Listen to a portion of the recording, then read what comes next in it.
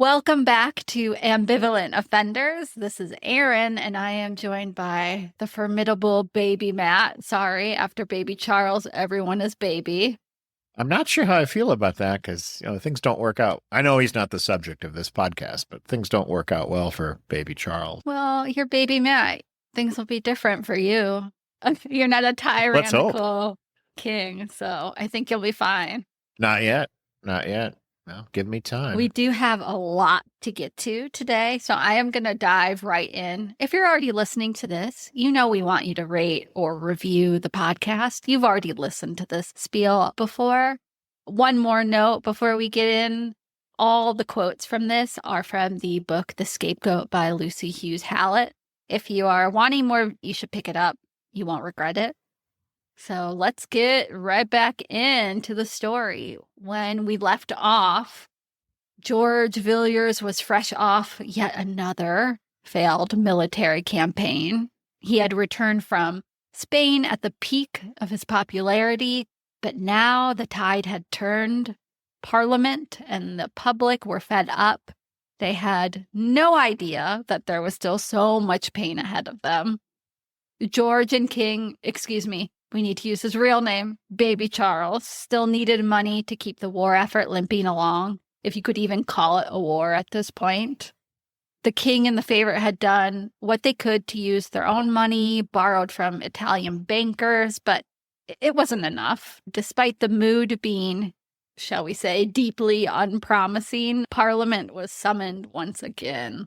And I guess we should remind listeners that sometimes we'll talk about George, but sometimes we'll call him the Duke of Buckingham. Yep. It's the same person. Yeah, it's interchangeable. I try to do George Villiers, but occasionally I will call him the Duke or the Duke of Buckingham. He was made the Duke back in Spain. Before Parliament even began, George Villiers' former friend turned disillusioned nemesis, John Eliot, and others composed their list of grievances against the Duke of Buckingham. There were many. I'm just thinking Mean Girls. It's their burn book. They decided on witnesses. George was public enemy number one. Baby Charles might still have loved him and could see no wrong in his favorite, but the rest of England had had enough. The military campaign to Cadiz had been an absolute disaster. Go back to last episode where we ended with those drunk soldiers, no victory, epic hangovers. He was bleeding money from the royal treasury, and there was still anger about his monopolies going back to King James's reign. Parliament was determined to impeach him. This could be their last chance to fight against the favorite. They might not get another chance. I think we think of now that Parliament's called regularly. That's not the case in these days. The king gets to decide when Parliament meets. And James had gone many, many years without Parliament. It seems like baby Charles, he has the same perception of Parliament. He'll only call it when he really, really needs to. So this might be their last chance. We've now arrived at George Villiers' impeachment battle in 1626. Think of it as a sequel to the last one, Parliament Strikes Back. And like Empire, this session of Parliament became much darker than the last. Do you like my Star Wars metaphor? I do, and I'm required, of course, to say that the second one is the best one. It is. If you're of a certain age, that's kind of a requirement. Now, should we talk a little bit about what impeachment is and is not, or is that too far down? You go ahead. I don't know if I 100% understand it in the parliamentary system. Do you want to talk about it? I can try. Now, we should warn listeners that about 5 minutes before the podcast started, I had a light fixture in the garage just fall on my head. So, caveat, if anything's wrong in here, I just hit my head. Can I claim that too? I'm going to amend that. I was in the garage with Matt and I too hit my head. So if anything's wrong here, that's because of that. And if you haven't changed out a light fixture housing in the dark, it's really, with a possible head wound, it's something to try. But that's not the topic. The topic is impeachment. So I'm required to point out that in the American context, there's always this misinterpretation of what impeachment is. Our legacy application of this legal principle which really has its roots during the George Villiers / Duke of Buckingham controversy. Oh, nice. Oh, and also this other figure from the period, I want to say Stratford or Stafford. That's later, right? Yeah, that's right around 1640, I think. I'm going back to my constitutional history classes from 25 years ago. Yeah, it's the Earl of Strafford. He's one of baby Charles's favorites. So after the Duke of Buckingham, after George, baby Charles, he does actually get rid of Strafford.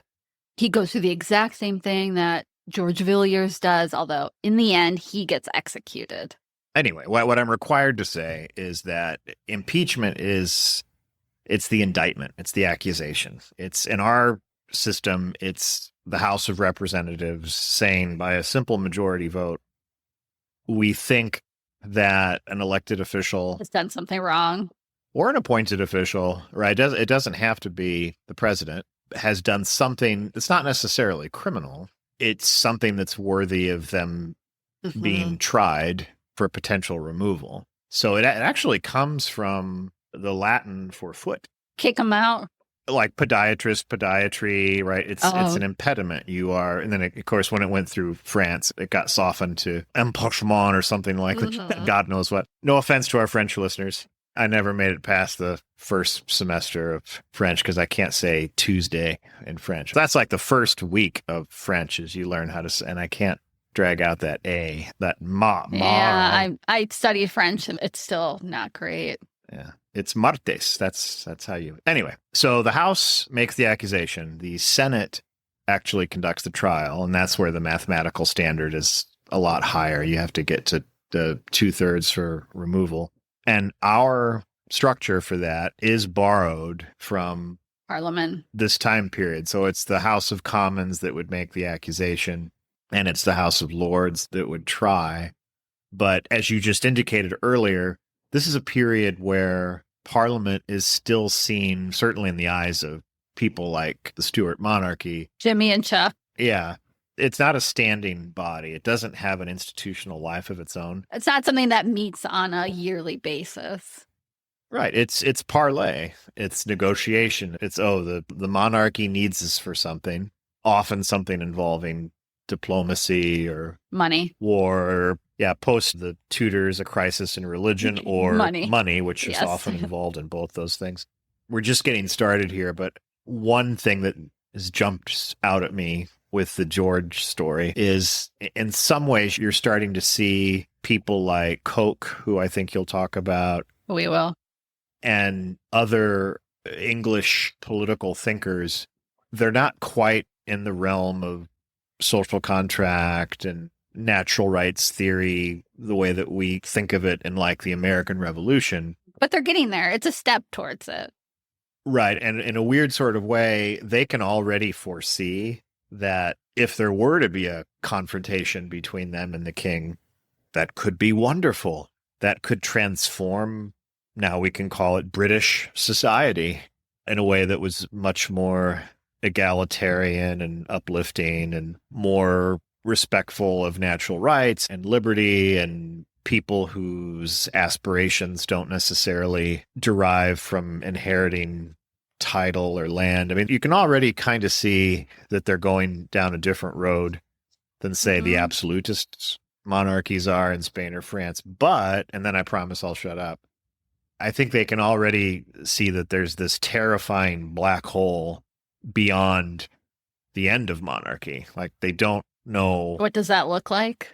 What does that look like? And so in a weird sort of way, like, well, I don't want to gaze into that yawning chasm of the unknown. So I will instead direct all of my anger towards the king's best pal. That's what he's there for. In our very first episode of this series, of this trilogy, we talked about the fact that favorites are useful. Yes.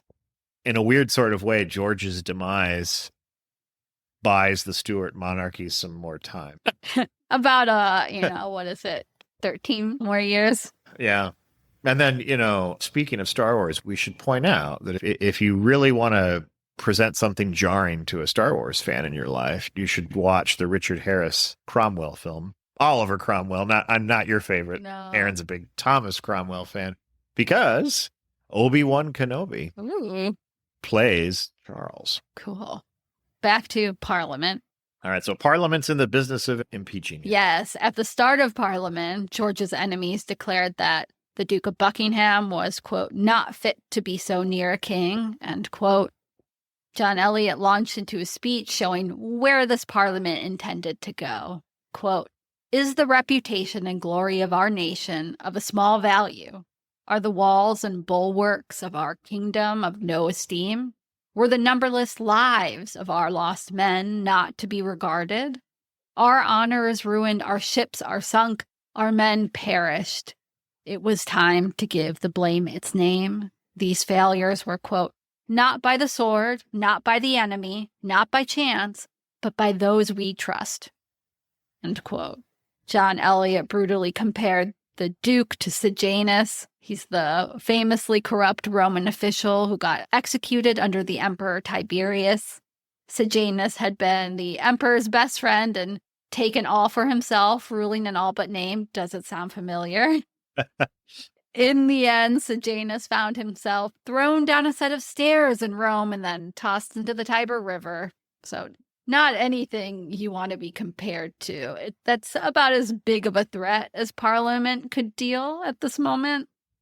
Parliament had been skirting the George Villiers problem long enough. When King James had been alive, he had protected his love, his Steenie. Parliament had chewed up Francis Bacon as a substitute. That was back in part 1. But now King James was dead, baby Charles was king, and Parliament was done playing nice. It would be time to deal with the Duke of Buckingham once and for all.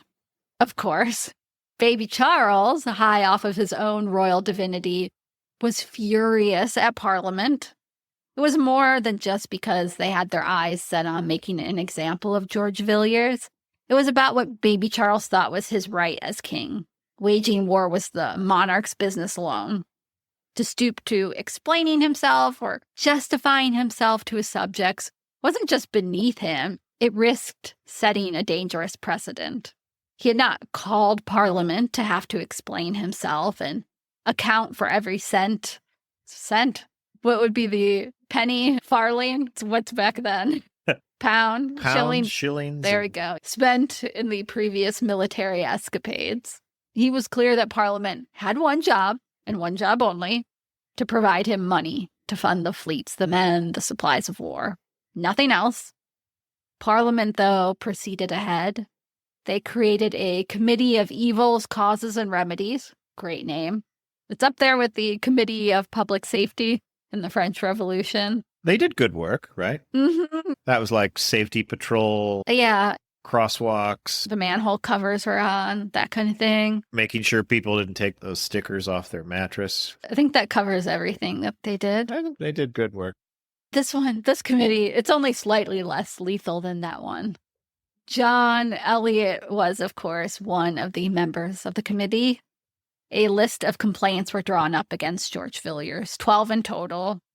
It accused him of corruption and bribes, of protecting Catholics, of course, the list of military failures. Protecting Catholics. Yeah, protecting Catholics. They still think that he's a Catholic sympathizer. He had, according to Eliot, quote, the government of the whole into his own hands, end quote. He misspent public funds on himself, on those beautiful pearls, on the art collection. The House of Commons told the king that they would give him money for his military endeavors, but first they must investigate, quote, these great evils which have occasioned your majesty's wants and your people's griefs, end quote. King Charles, baby Charles, he was many things, but he was no fool. He knew exactly what this meant. After all, the committee had made it clear they intended to question the king's counselors. The king said no. He said, I see you especially aim at the Duke of Buckingham. And we should make this clear, just to put this in context. This is not a problem specific to Charles. Many kings of England had needed funds for wars. Wars against the Scots, wars against France, wars against Wales, you name it. But the good kings, the effective kings, knew that they needed to hear out the grievances of Parliament. If you gave Parliament a chance to be heard, you were rewarded with the money you needed in the end. That's what made King Edward III our frequent podcast subject. He cameos, I swear, in every episode. It's him and King Henry V. That's what made them so effective.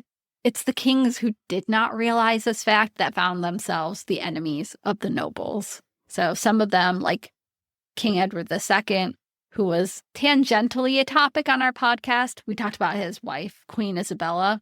He's never a good comparison, but even he had to sacrifice his favorites for the good of the country. Unfortunately, baby Charles saw the accusations against George Villiers as personal. George was more than just his closest advisor. It was as if baby Charles could not see where he ended and George began. To go against George was then to go against the king, which is not good. That's treasonous. Parliament and the king were at an impasse. The king needed the money, but to get it, he'd have to hear the complaints against George Villiers and perhaps more gallingly actually do something about them. Would he be able to do what his father had not and sacrifice the Duke? You mentioned from part 1, we talked about how Francis Bacon had told George Villiers way back when, right when he had gotten into court, that this is the point of the favorites. They're the fall guy. The king, though, at this point, he's incandescent with rage. Whether it was standing his ground on his own royal authority or his love for George Villiers or just plain Stuart stubbornness, that was a thing. The king was not prepared to be cowed by Parliament. Parliament had grown too bold, too ready to tramp on royal prerogative.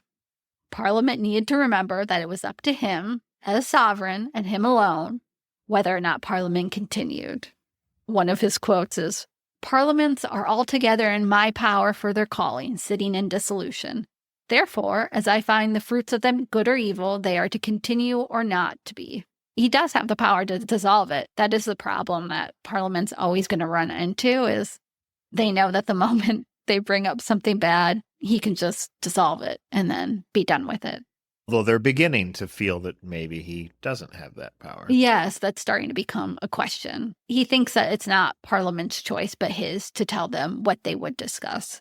He's trying to lay it out and say, you can discuss my money, you can't discuss anything else. And he's standing on his ground that they were not to discuss the men around him, which meant clearly the Duke of Buckingham. Parliament, though, they stood their ground. They had a right to free speech. The king could not tell them what they could and could not discuss. Any talk of money for more military expeditions was off the table if they could not also bring up their grievances against George Villiers. They told him, if our privileges be denied, we can debate neither this nor anything else. George, though, he responded better than the king, baby Charles, to the accusations. He always did. He went on to answer the complaints against himself. While he was surprised by the number of accusations, he went through each of them and explained himself and said he would learn from his mistakes. Most of all, George tried to get his enemies in Parliament to see that he wasn't the real enemy. Gentlemen, he told them, it's no time to pick quarrels with one another. We have enemies enough already. True, they did have plenty of enemies in Spain and increasingly France, but who was the one who kept antagonizing those countries? That would be George Villiers. Yep. All comes down to him, doesn't it? The House of Commons offered a deal. They would give the king his money, which he so desperately needed. Quote, as soon as we have presented our grievances and received the king's answer to them, end quote. Of course, again, these are all related to the Duke of Buckingham, George Villiers. So if baby Charles wanted the money, he'd have to give up his favorite. And it's not just Parliament who had turned against George Villiers at this point. The people had turned against him as well. Whatever goodwill George Villiers had brought back with him from Spain years ago, that had vanished. There was even a song about him punning on the name of his dukedom in the most predictable way imaginable, the Duke of Buckingham. Oh. Very low-hanging fruit, but brutal, effective. I wish I had come up with it. Well, that's the key to all political success now is really being able to just Good slogans. come up with those catchy put downs. He really can't come back from Duke of Buckingham. That's tough. Although it's not his last name, so it's not his fault that he's the Duke of Buckingham. But yeah, that's where it would have been better to be the Duke of Somerset. You can't get quite as clever with rhymes. I can't even think of anything clever in body with Somerset. Can you? No, not off the top of my head. Well, there was also a pamphlet that had been published in the spring of 1626 while Parliament deliberated called The Forerunner of Revenge upon the Duke of Buckingham for the poisoning of the great potent King James of happy memory, King of Great Britain, and the Lord Marquis of Hamilton and others of the nobility. One, as I was reading, I didn't even realize potent King James. They're just really laying it on thick there. But George Villiers, the pamphlet said, had not only killed the king, King James, but a few others. So we're still not at the point where newspapers flooded the streets. Pamphlets played a key role in both entertaining the masses and swaying their opinions. I think we mentioned them in part 2, where this is where people got their news, true crime, things like this, the political news of the day. So the pamphlet's contents would come back around. You better believe it. The Venetian ambassador perhaps said it best when he said, George Villiers, the Duke of Buckingham, quote, is universally detested. His measures, whether good or bad, do him equal harm. Envy assigning evil consequences to every event, end quote. When Parliament reassembled after Easter break, George was too sick to attend. His body tended to give out during these moments of high stress. We saw this back when he was feuding with King James over the War of Spain. The Commons returned to their work, resolving to impeach George Villiers. Baby Charles would not make it easy for them. He had forbidden them to question anybody, any counselor, for information, so that's going to make it hard. One of the charges against George Villiers was new. They were going back to the death of King James. They would finally be investigating if George had killed the previous king. Yeah, not good. It's, again, no great surprise because that pamphlet that had accused him, that's been circulating, so it's on everybody's mind. For that accusation, they questioned the physicians who had been there. Those physicians told the same story that we did back in part 2 about how George and his mother had applied that plaster, the poultice, to the king over their wishes. They had given King James some sort of drink too, like a syrup that the king himself said, quote, makes me burn and roast, which those are never good things to describe after drinking. This just reminds me, Matt, do you remember when we both had a really bad cold and we got Vapocool? Oh, boy. I'm pretty sure that's what George gave him because that also made me burn and roast. Yeah, we probably shouldn't dwell on it because I'm sure there's copyright or trademark. Well, I know we can say this. It's not the easiest thing in the world to drink. It does make you go to sleep, though. We'll be back after a short break. Do you want to hear new chilling tales? Check out Lore and Crime, a gripping podcast that explores true crime, disturbing lore, and eerie historical events, all narrated with a haunting cinematic touch. If you like your stories served with shadow and fact, step into the past with us. Lore and Crime. Subscribe now, wherever you get your podcasts.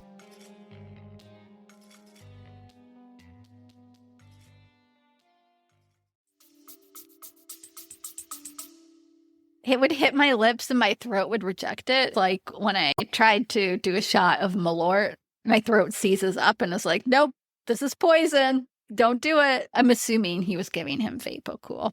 It's just my own deductions. Maybe like an early form. Well, some of the physicians did say that they had taken that same syrup, the same Vapocool, and they had touched the plaster and they had no issues. It's not all just bad evidence against George.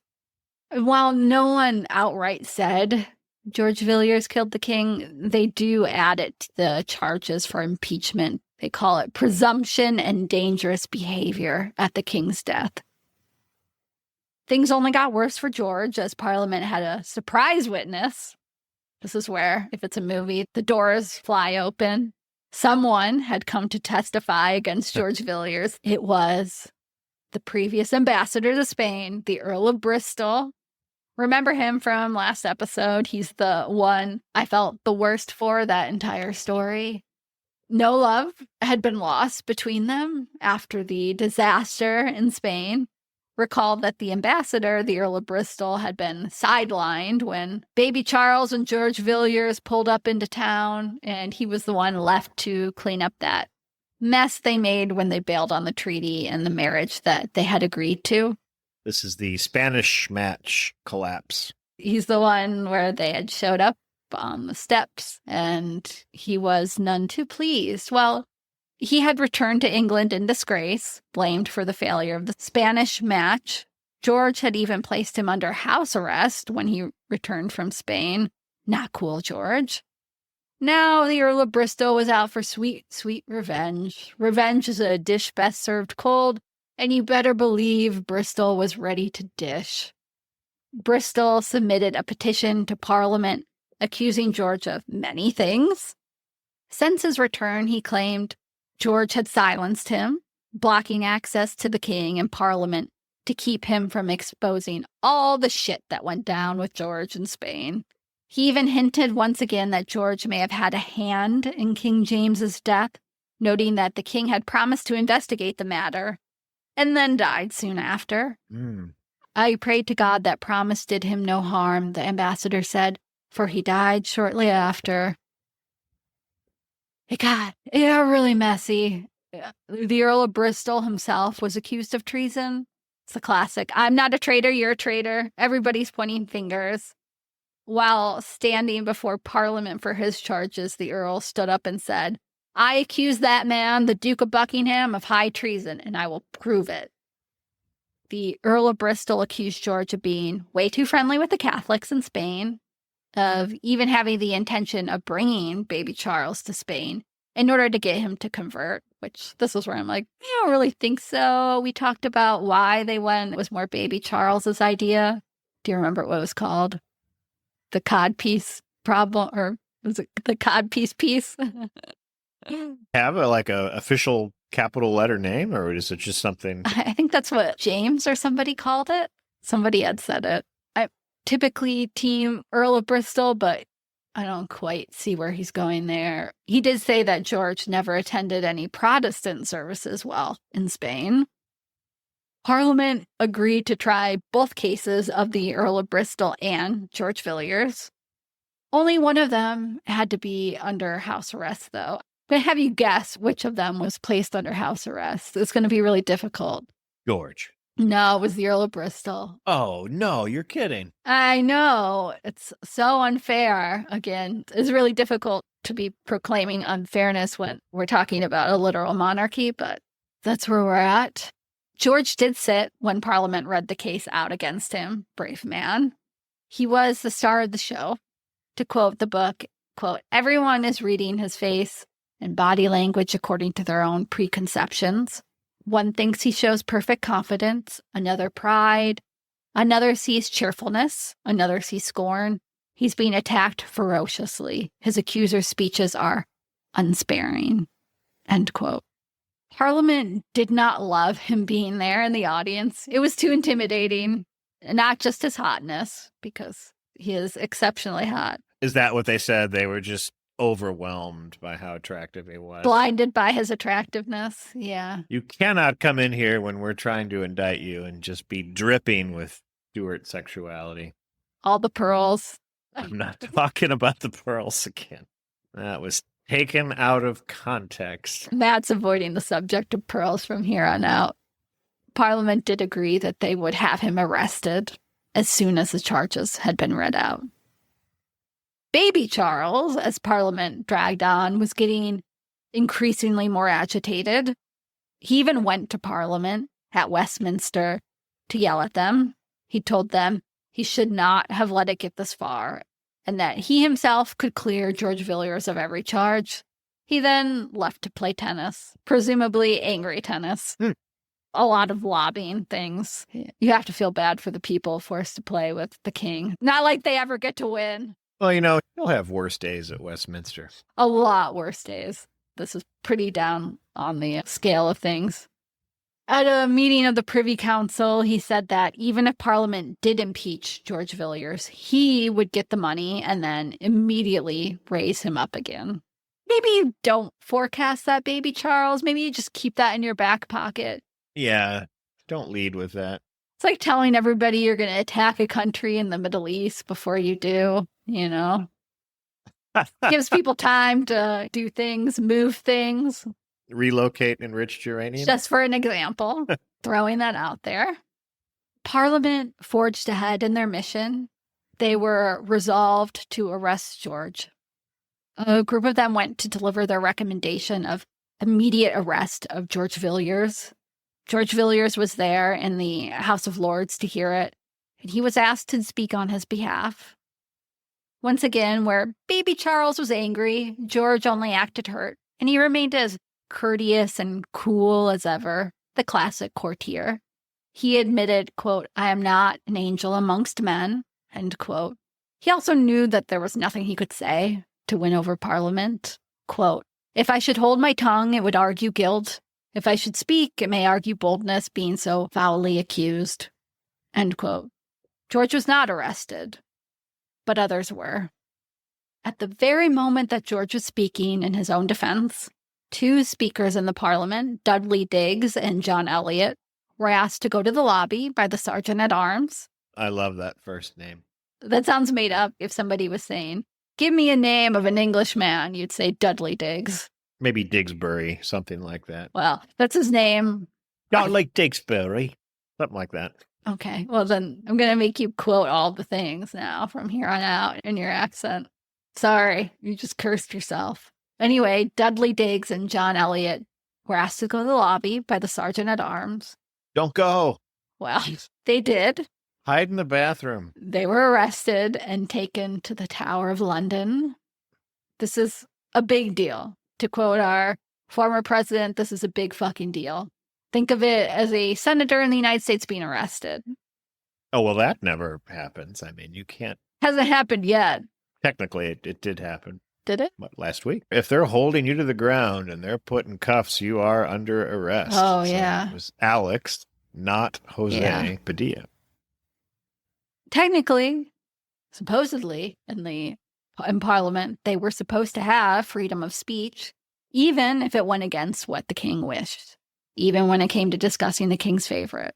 Yeah, this is the emerging idea. It won't be fully memorialized in text until you get to 1688 and 1689, but it's not. Americans hear it and they go, aha, it's the freedom of speech guarantees that are enshrined in the First Amendment. Kind of. We think of that as like a substantive natural right that we all are supposed to possess. We don't think of it as integral to the machinery of checks and balances within government. But what's starting to take place in England here, or we should say Great Britain here, is that Parliament's beginning to see itself as it's not just the king's advisory body. It's not an instrument of the king. Right. And as such, if it starts to see itself as being on equal footing and providing what we would call the executive branch with consultation, then you wouldn't want somebody to consult with you. You wouldn't want someone to offer you advice if they felt like, well, if I speak too candidly, I'm going to wake up tomorrow in the tower. Mm-hmm. So what kind of is astonishing, I think, to a lot of Americans when they look at the English Bill of Rights is they see language in there about right to a trial by jury or freedom of speech or the right to keep and bear arms. And they get all excited and they're like, oh, here we go. I'm in on the ground floor. This is the wellspring from which all of our civil liberties sprang. Kind of. Yeah. Then you peel back a little bit and you realize, oh, wait a minute. It says the right to keep and bear arms for Protestants. It's a little bit different. If you're Lutheran, you can have a Glock in your glove compartment. Sorry, Catholics. But you need to be Presbyterian, although that wouldn't have made a lot of the Stuarts happy. Or the freedom of speech guarantee, right? The way they see it is it's freedom of speech for members of Parliament. It's not freedom of speech for people like you and me. Not the unwashed masses. That's a diversion, but They're supposed to be able to speak their mind, even when it's talking about the king and the king's counselors. It's starting to feel a little bit too much like tyranny. It took a bit for the rest of the members of parliament to realize that the two men had been arrested. They had been away for a while. Soon, though, everybody knew.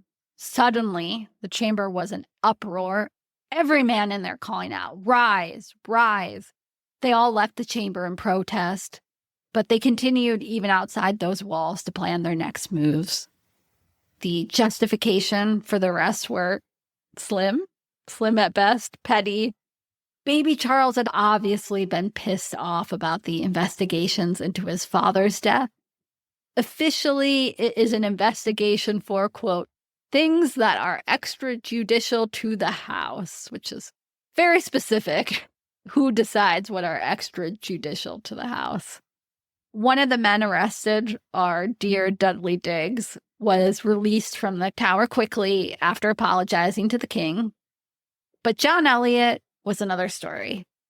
He stood by his words. He was not going to apologize for something he thought was right. Parliament played hardball.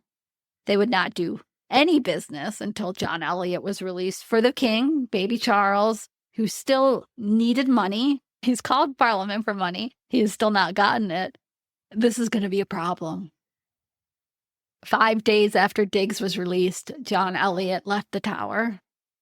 Impeachment proceedings would take a pause for about a month as George Villiers got legal counsel.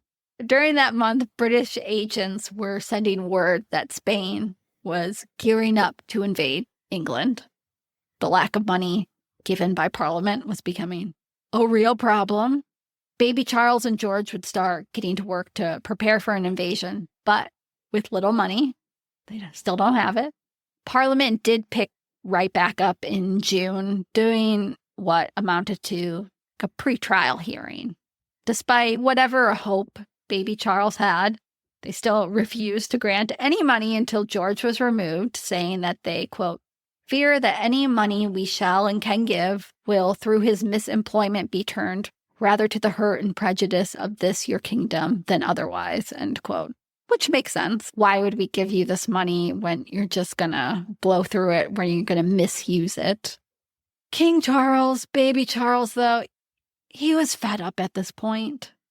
Just 5 days after Parliament restarted, at a meeting of the Privy Council, this is where he said that if Parliament did impeach George Villiers, he would just get the money and then raise him up again. This is where that happened. But the writing, it's on the wall. Baby Charles was beginning to talk about dissolving Parliament. He had only allowed it to get this far, to get money, and that had not come. It wasn't all for love of George, though that was a big part of it. He saw George Villiers as an extension of himself, and the accusations about the Spanish match, the Spanish trip especially, seemed destined to hit a little too close to the throne. Whatever could be said about what George got up to in Spain, that could also be said about the now King Charles. So only a day later, on June 15th, the angry King Charles, baby Charles, finally ended Parliament. go home, he says. And this is where you're like, okay, this is good news for George, right? But in fact, George and his friends were far from thankful. They had wanted a trial to go ahead so he could clear his name once and for all. They knew that it would do no good to have all these accusations out there without having a chance to defend himself. Now it's just going to be hanging over him. 4 peers, all of who were sympathetic and close to George Villiers, went to the king, went to baby Charles, begging him to let Parliament finish what it had started. Just give them a few more days, just a few more days to finish this. The king replied, not a minute. So technically, George, the Duke of Buckingham, had survived the impeachment attempt. He had won this battle, but at what cost? It was the worst of all worlds for George. He did not get to clear his name, as we said. He remained hated, and Parliament getting dissolved with no money allocated for the war against Spain meant another round of underfunded military expeditions. So we're really looking here at, he's a spark for a constitutional crisis. It is. It is. I realize I didn't know a lot about him until we began to do this podcast. He's one of those names in history who's kind of going to we'll have a judgment when we get to the end, but he's tethered to an awful lot of important events in the 17th century. He is. Whether he wanted to be or not. We've chatted about this. You knew about some of these parliamentary battles. We'll talk about the Petition of Right, which will be coming up later. And you knew about those, but you didn't really know George's role in them. But yeah, he's right in here. And when we get to the judgment, we will talk about this. You can see the line from here to the English Civil War. You can see the ramp up, the emerging battle between Parliament and the king. It's only going to get worse from here on out. He's a lightning rod. He's still got another 2 years of a lot of pain, anxiety, more battles with Parliament. It's a lot. You do have to feel bad for George because he had wanted Parliament to continue this time around. But he's still blamed. He's still blamed for the fact that it ends. People think that he's the one who told baby Charles to end it. Again, he had fallen into that trap that Francis Bacon had warned him about. He would be seen as a scapegoat for every misadventure, every misspent fund. The people in Parliament still had faith in their king, and they are going to still have faith in their king, even as we go on to another Parliament battle later on. People still love baby Charles. The Civil War is still many years away. So everything that's going wrong, it was blamed on George Villiers. The Bishop of Mende wrote to our dear friend Cardinal Richelieu in France that, quote, all the talk is of throwing Buckingham into the river, quote, so that his death can give the state life, end quote. AKA the full Sejanus special, throwing him into the river. Just a different river. Just a different river, yeah. Baby Charles was clear. He was done with parliaments. But the thing is, baby Charles and George still needed money. They would have to find other ways to get money. George had already paid a lot of his own money, and they had already maxed out their credit, so to speak. It was just a few months later, in September, that the Privy Council, pushed along by baby Charles, came up with the infamous money-raising scheme called the forced loan. Matt, I know you know a bit about the forced loans. Do you want to explain it, or do you want me to? This is where British history collides with what you teach. Well, it's complicated in the sense that it really is, I don't know how we can explain this. Okay, so in the English system, which during this period becomes the British system, their analog to the Secretary of the Treasury is the Chancellor of the Exchequer. Mm-hmm. But they don't yet have the ancestor of all modern national banks yet, which is the Bank of England. Like it doesn't operate in the form that we would come to know it, because that's something that they kind of borrow from the Dutch that becomes a real key to their success later in the second half of the 17th century, which is really where the colonial experience starts to enter into the story, because once they displace the Dutch from what's now New York and Connecticut, that's when you start to see me kind of know a little bit about what's going on. So the problem for the king is that when he needs money, since tradition dictates that you tax landed estates, which requires that you call Parliament because they're the people being taxed. If you don't want to have to negotiate with them, you have to find some other mechanism to do it. So one mechanism was monopoly licensure, which is where you would grant a royal license to... We talked about that in part 1. Right. That's a good way to do it. The Tudor model is to confiscate church property. Love it.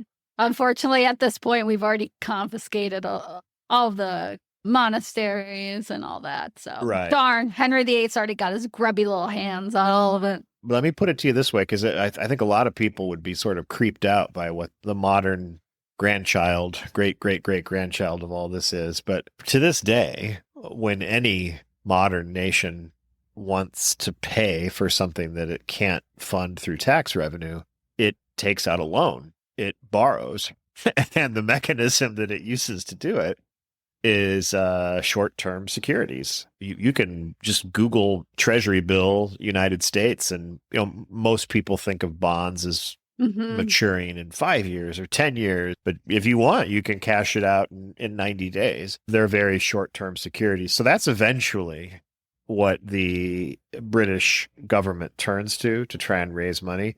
But this is sort of a bridge to that, where the king essentially says, okay, I don't want to step on any of your privileges as nobility, so I'm not going to be a tyrant. I'm not going to seize your property and sell it to a third party to fund my war with Ireland or my war with Scotland or Spain. But in my opinion, since I am the architect of foreign policy and diplomacy for the realm, we need this money. And for whatever reason, you're not willing to fork it over. So I'm just going to take it. So it's essentially a tax. And it's supposedly voluntary. Supposedly. You don't have to do it if you don't want to. Wink, wink. But you go to prison if you don't. So how is that voluntary? Isn't that the opposite? Isn't that the opposite of voluntary? Exactly. You can give it, or you can have an all expenses paid trip to prison. Right. And I don't want to jump ahead, but my degree is in constitutional law. It's not in history. So there was a stretch where I was taking a lot of classes that dealt with this stuff, but of course, none of the really compelling, fun, interesting details that you've shared with us. All we cared about was, what was the precedent? They don't talk about King James's lover, George Villiers, in there.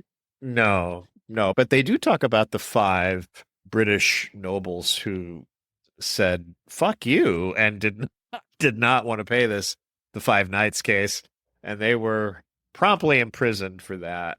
Yeah, that was in the book. I didn't have time to include it, but yes, that does present problems. There are real consequences to this. Right. Some of our modern principles about habeas corpus and taxation without representation. And we'll talk about that in the next Parliament battle, because the next Parliament battle will be all about those ideas. And that's where you get the petition of right, which I think you're going to deal with next, right? Anyway, so the forced loan is when the king says, give me money. And it really is, and it's essentially an illegal tax. Or at least later on, it will be determined to be illegal. It went like this. Parliament had been talking about granting the king 4 subsidies for the war effort before it had been dissolved.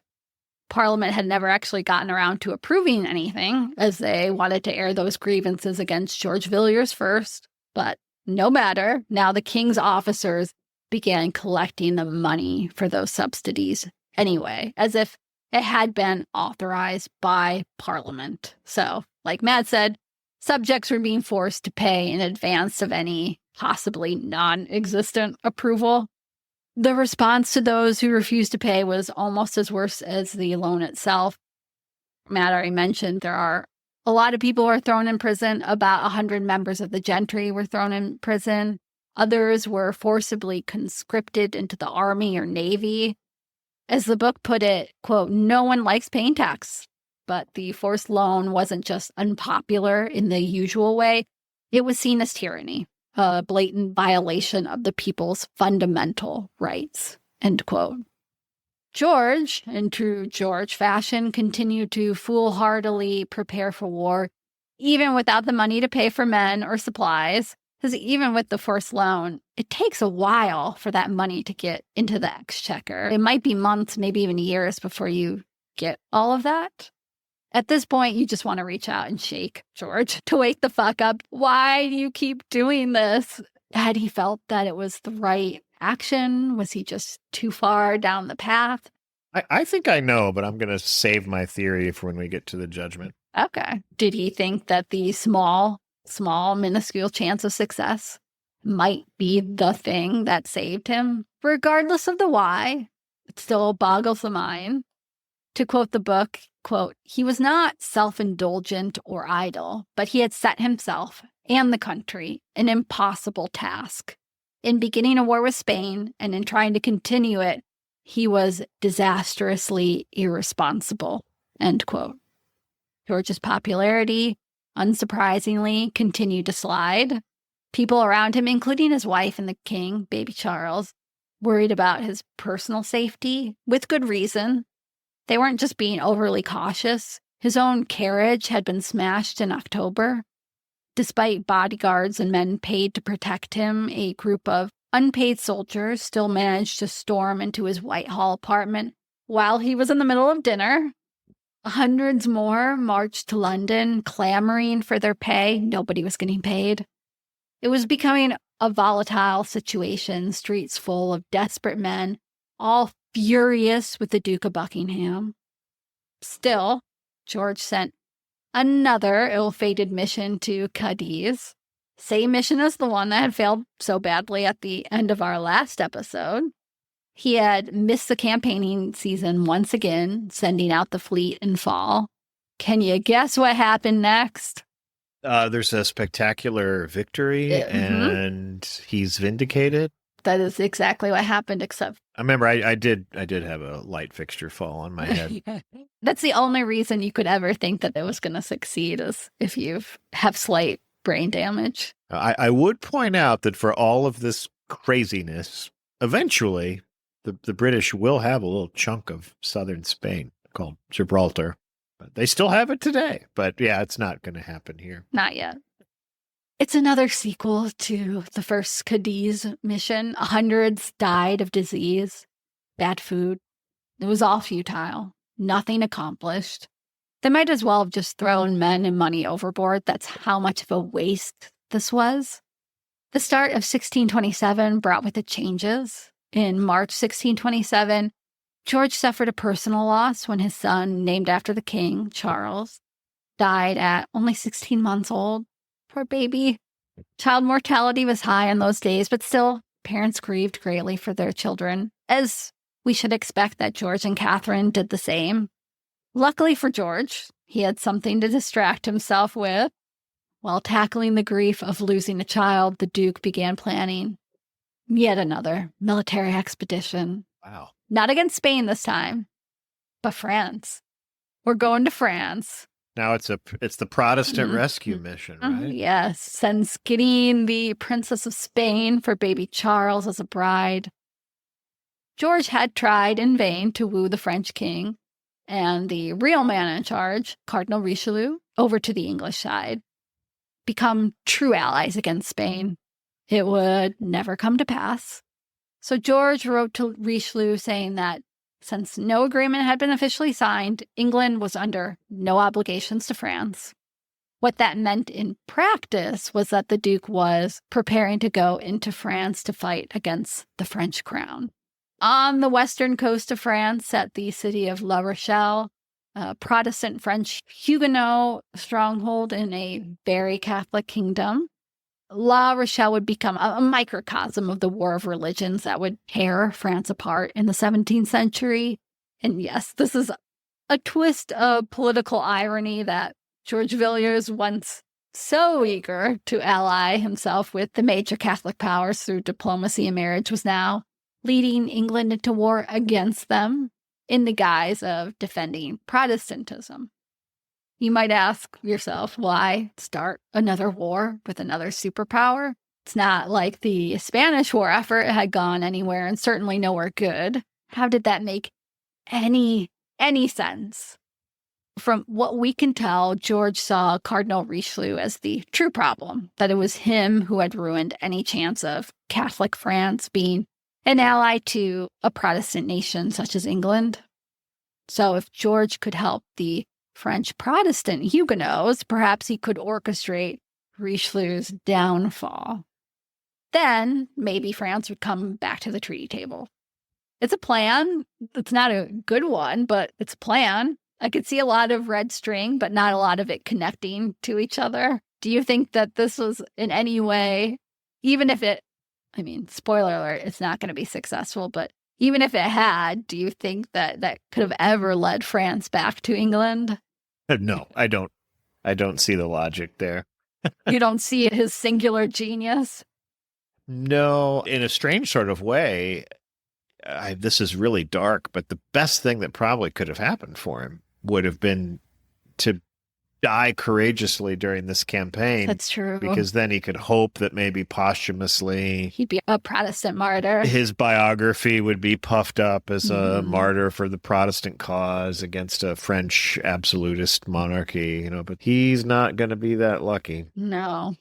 So that's how bad it's going to get when you're like, God, if only he had died. To quote the book, if historians had failed to make sense of it, it's not because they lacked knowledge or understanding.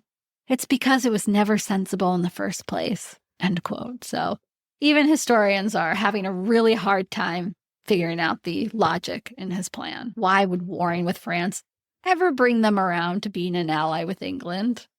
I guess from the masterminds that brought us the Spanish match, we should have lowered our expectations. In the real world, not the Duke's fantasies, Cardinal Richelieu and the King of France, Louis XIII, saw England's involvement in their internal politics as supporting traitors, because to be a Protestant Huguenot in La Rochelle was to be a traitor. The best thing you could say about the La Rochelle campaign is that at least George headed it himself. He's not sending off another person to die or face disgrace. Why did George want to go personally? It would be his first battle after all, which you're thinking he's made all these military expeditions, but he's never actually been in battle. George reportedly told someone that he wanted to, quote, win back the affection of the common people, end quote. This is a man who had felt the love of the English people before. They had cheered him like a conquering hero after the failure of the Spanish match. He wanted that again. He also might have wanted to prove that he was no friend to the Catholics. Many worried that he was a secret Catholic, or at least sympathetic to the Catholics, after he had made the king's marriage to the Catholic French princess, Henrietta Maria. Unfortunately, the French king and his minister Richelieu got directly involved on the other side. You never want to be facing Cardinal Richelieu. I'm just going to say it. Richelieu he needed to bring La Rochelle to its knees. This wasn't just about control. It was about eliminating Protestant power in France, one city at a time. From beginning to end, George's La Rochelle campaign would be what could generously be called a clusterfuck. I think that's the technical term for it. There had been mutinies among the conscripted men even before they left the port. Some called for the Duke's head unless they got paid soon. Okay, nobody's getting paid. Martial law had to be imposed, the retributions making the soldiers no happier to fight for the Duke than they had been before. George had packed the essentials for himself, only the essentials: a red velvet upholstered carriage, tons of suits made of satin and velvet, a harp, and books. When were you planning on playing that harp, George? Riding into battle? Tell me you've never been on a military expedition without telling me you've never been on a military expedition. Though I shouldn't laugh, because those are exactly the items I would panic pack the night before a trip. When I pack, it's like I've never packed before and I have no idea what to bring. It's giving those vibes. It also reminds me of those really early trips to the Arctic where those overindulged gentlemen brought so many things that they did not need and ended up starving to death or getting botulism from the canned food. Are you getting the same vibes? Yeah. You can see the end closing in now. One historian did the math and found that all of the money that George spent on himself could have been spent to maintain a whole regiment for 6 months. It's a lot of money. A lot of money. On June 24, 1627, the fleet set out with 90 ships and 9,000 men total. George's first battle went well, and he supposedly fought courageously. So far, so good. Soon, though, any hope that this would go any different than Mansfield's failed attempt to take back the Palatinate or Cadiz quickly faded. Similar to all the other military engagements, English troops ran out of food, supplies, and morale. To quote the book, quote, the ghastly sense of deja vu grows stronger. He's done this before. Yes, and he'll do it again. Buckingham's inability to learn doomed him and all of England with him to endure the peculiar torture of going through the same pain over and over again. Each time it was worse, end quote. That first battle, success. However, now came the siege. Siege warfare, never fun. Quick battle is one thing, but siege warfare, it drags out. Both sides, never ends well.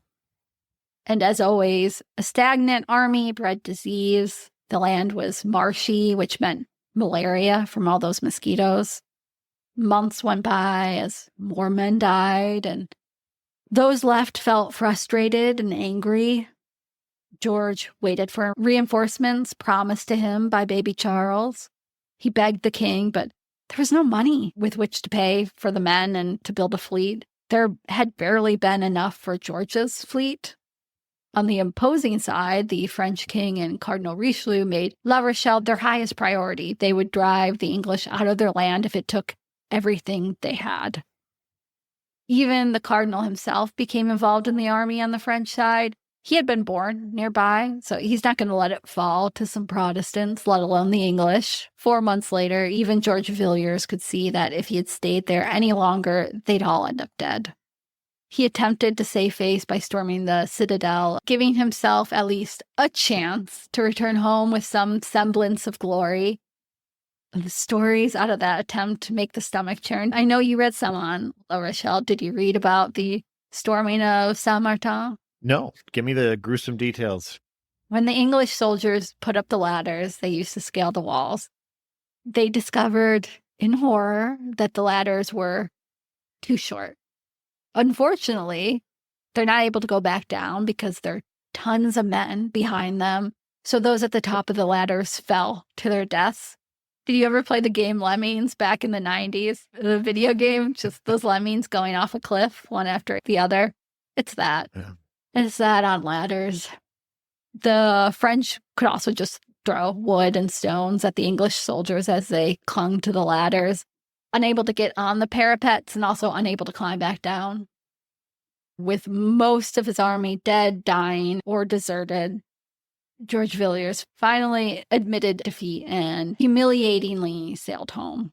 He had lost thousands of lives in the whole campaign. Fewer than 3,000 men made it out alive, and many more were wounded. If the goal was to win back the heart of the English people, the La Rochelle campaign only hardened their anger towards George Villiers. I mean, how many more of their lives had to be sacrificed for the Duke's joke of a foreign policy? Even his wife, Catherine, knew what George was sailing home to. Quote, "By his action, he is not any whit the more popular man than when he left." End quote. The only man in England not angry at George was baby Charles. He would stand by his man, no matter the cost. I guess if there's one thing you can say about the Stuart monarchs, they are loyal in their own way. Oh, yeah. Maybe too loyal, too deathly loyal. La Rochelle would be the final act in George Villiers' undoing. It would be important in another way, although George did not know it at the time. One soldier by the name of John Felton fought at La Rochelle and came home wounded. He would not forget his experience, and he would never forgive the Duke of Buckingham. George knew he was, how shall we put it, royally fucked. The atmosphere in England had been boiling over even before La Rochelle as the populace rebelled against the king's forced loan. There were demonstrations in London. Then came La Rochelle. Now the people wanted blood.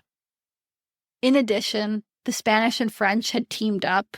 Just a nightmare for little Protestant England. That had been what George Villiers had worked so hard to prevent, and that had been something that King James had feared. Now it's come to pass.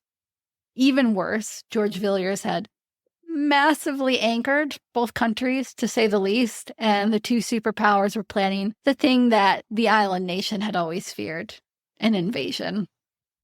If England was invaded, there is only one person to blame for it, the Duke of Buckingham. Excuse me, the Duke of Fuckingham. I guess that should be his official title now. George did what he always did. He started preparing ships, men. They'd need it to defend the coasts and push against the now combined forces of France and Spain.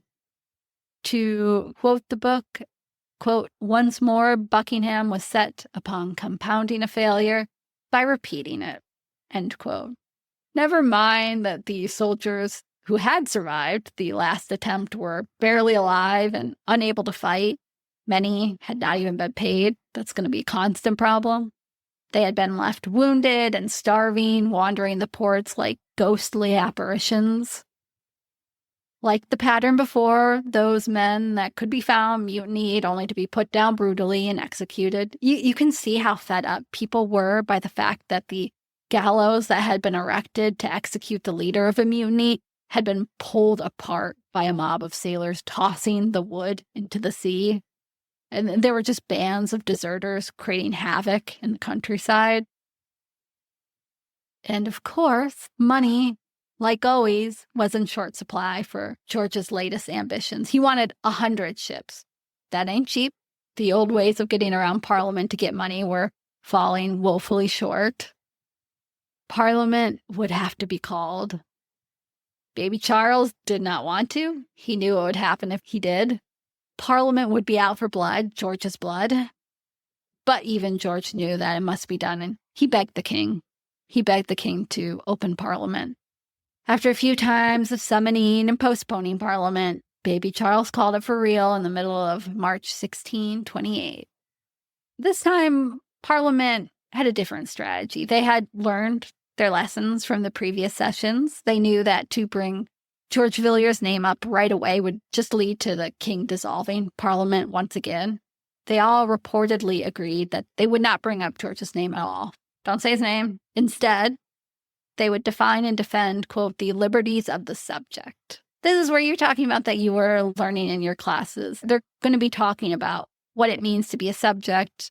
They believed that the forced loan had been against the principles set out in Magna Carta way back in the 13th century under King John. Matt, you know a lot about this Parliament, although you said you had no idea at the heart of it was George Villiers. I'm going to go a little bit into it, but do you want to talk about the showdown that's coming up? We're going to be talking about habeas corpus. We're not quite at the petition of right, but we're getting there. I think the key thing to realize is this is the twilight of pre-Glorious Revolution Great Britain. After 1688, after the Stuarts are gone. Bye, Stuarts. A lot of this is finally going to be formalized.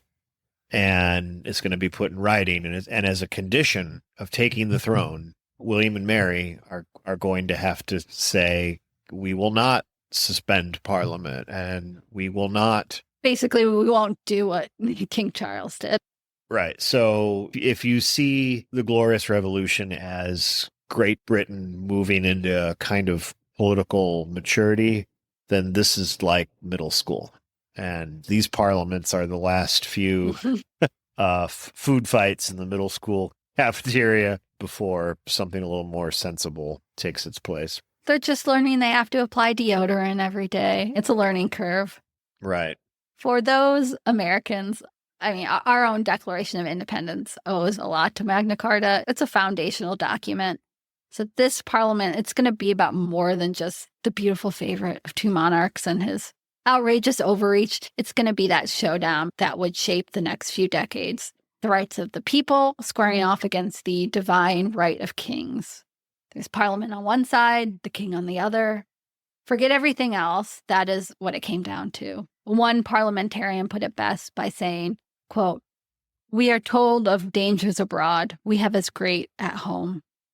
The resolutions that were drafted in Parliament might hit very close to home. It should sound very familiar. No one could be imprisoned without cause shown, even at the king's pleasure. Enshrining habeas corpus. That any tax had to be with parliamentary consent, no forced loans. Do you want to explain habeas corpus for people? I'm sure people, especially, hey, if you're in the United States, you've probably heard it in the last month, 2 months, but you might be like, what is habeas corpus? Ooh, I have to be careful because some people have testified about this recently and gotten it wrong. You got it. So I know you know. Habeas corpus, present the body, is the legal protection that in some ways we kind of owe our whole Bill of Rights to it. I'll give you a little bit of inside baseball here, but we should define in clear terms what it is. So when you are detained, when law enforcement draws you into their custody, when you are under arrest, if you think about all of the protections all of the due process pathways to guilt or innocence, to exoneration or incarceration, the right to have counsel, the right to confront the witnesses against you. None of that matters. The right to a trial by jury, none of the rights enshrined in the Bill of Rights, none of them matter if you disappear. You don't get due process? Well, no. You disappear and then, well, okay, let's say tomorrow, I'm not here. No. And you notice that Pippi and Mittens need their dad. So let's say Pippi and Mittens tell you, yeah, a police cruiser came. Damn it. And pulled up in the driveway and he's gone. And when you inquire with the sheriff's department or the police department, they just say, who are you talking about? Who? What? Who? If I said Baby Matt, they might not know who I'm talking about. So I might have to use your actual given name. You might have to use my actual name, but if you think about it, if the government can just lock you up and deny even having done so, or, they admit that they have you, but they say, that's it all, we can't tell you anything more, then none of your other rights matter. And so what was fascinating is in 1787, when our own Constitution was being drafted, there was no Bill of Rights attached to it. But during the debates about ratification, that was one of the criticisms of the anti-federalist movement. They said, well, this whole document is about centralizing government power and making it more robust and efficient, and in the process, probably taking away a lot of powers from the state governments. It's all about, yes, government can do X. Where are all the no's? Government can't do Y. And then James Madison fired back and said, whoa, hold on. I don't want to try and make some kind of comprehensive list of all the freedoms that government shouldn't interfere with. I don't want to try and make some kind of... Because if you make a list, then... anything I leave off. And then his critics very cleverly and accurately fired back and said, well, then explain habeas corpus, because it's in Article 1 that it cannot be suspended unless there's, an insurrection. And the executive branch certainly can't do it. The British analog would be the king. Only the legislature can. Madison actually kind of took that argument to heart and said, okay, I kind of think you're onto something there. So anyway, habeas corpus is, if you think about all of your due process rights, which kind of kick in the Fourth Amendment and really run all the way through really the Ninth and the 10th, all the way down to the assertion at the end of the Bill of Rights that if a right is not listed here, if we don't specifically articulate the right, you shouldn't assume that you don't possess it. You should assume that you do possess it, right? Yeah. That's the Ninth Amendment. Now, that's us in the 18th century trying to put into text all these things that are sort of being negotiated at this middle school food fight. Yeah. With Parliament and it's the very Stuarts. Beginning. With poor, unfortunate George, the Duke of Buckingham. He is unaware that he's he's one of the catalysts that's going to make this whole restructuring of political life possible. So anyway, I don't know if that's what you were looking for, but that's my habeas corpus. Took us into a little bit of a diversion there, but that's habeas corpus. That is perfect. And if you don't see me tomorrow, you'll know that, well, I've been locked up somewhere. So yeah, Parliament said, we're going to play ball. We'll play ball with you, baby Charles. They give him his money that he so needed, but only after he responded to these resolutions. With still no money provided and it already being the end of April, the king, baby Charles. Sorry, I'm just making myself laugh. He's King Baby. While you're giggling, I kind of buried the lead there. We should point out then, okay, so final thought then on habeas corpus is that when you are locked up, it is generally held that within 2 to 3 days, the government has to present you in public and explain why. Here's who this person is, and here's why we've arrested them, and here's what happens next. Okay, so King Baby. The King Baby Charles, he went to the House of Lords and had the Commons there as well. He needed to push them. Need my money. In essence, he told Parliament, I hear you, but Magna Carta and everything else that made up English law were, quote, all in force. You should find as much security in His Majesty's royal word and promise as in the strength of any law ye can make, he told them. A.K., take my word for it. Trust me. Do you feel better about things? Does that assuage you? Do you feel better? Okay. Yeah. That's all I really needed to hear. My word is as good as any law. Yeah, I don't really feel much better. And neither did Parliament. No, they wanted it in writing, in law. Baby Charles, grumpy, told them that they had 2 weeks. May 13th, he was going to be suspending Parliament. That's not enough time. He was not giving them enough time to write a law. And this high-handed way of dealing with Parliament, of being so uncompromising, not being able to, as the book calls it, graciously yield, that's going to be baby Charles's hallmark, his way of doing royal business. It would bring him and the entire monarchy down over the course of the next few decades. To quote the book, quote, now his refusal to allow time for his subjects' rights to be fixed in law infuriated the Commons, end quote. So Parliament, they had to go another route. Another option that would be quicker than creating a law. This is the petition of right. I actually have the full text of it right here in front of me. Oh, wow. It's basically a formalized version of Baby Charles, here's everything you, as king and baby, have done that's illegal. And, oh, by the way, please don't ever do it again.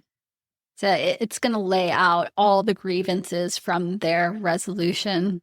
You know, it's kind of like you're reading a prequel to the English Bill of Rights. I thought you were going to say the prequel to the Star Wars, since we already mentioned Star Wars. No, but when you get to the English Bill of Rights, it starts off, I think, with a whereas, and then it lists all the things that James II did, the last Stuart. And this is like, here's all the things that Charles has done. It's like the forced loan. That's going to be one of them. Yeah. You know, the last paragraph is probably worth hearing. So give it to us. This is the section 11. So this is the 11th article, which is the last one. All which they most humbly pray of your most excellent majesty as their rights and liberties, according to the laws and statutes of this realm. And that your majesty would also vouchsafe to declare that the awards, doings, and proceedings to the prejudice of your people in any of the premises shall not be drawn hereafter into consequence or example, and that your majesty should also be graciously pleased for the further comfort and safety of your people to declare your royal will and pleasure, that in the things aforesaid all your officers and ministers shall serve you according to the laws and statutes of this realm, as they tender the honor of your majesty and the prosperity of this kingdom. It's that last little line that it kind of draws it all together, because they're essentially saying, we are going to give you an off-ramp here. You haven't done all this. It's not directly your fault. You don't own this. It's your officers and ministers. Translation. Translation. George. Yeah. George. Ooh, I just did a Gilded Age, George there from Bertha.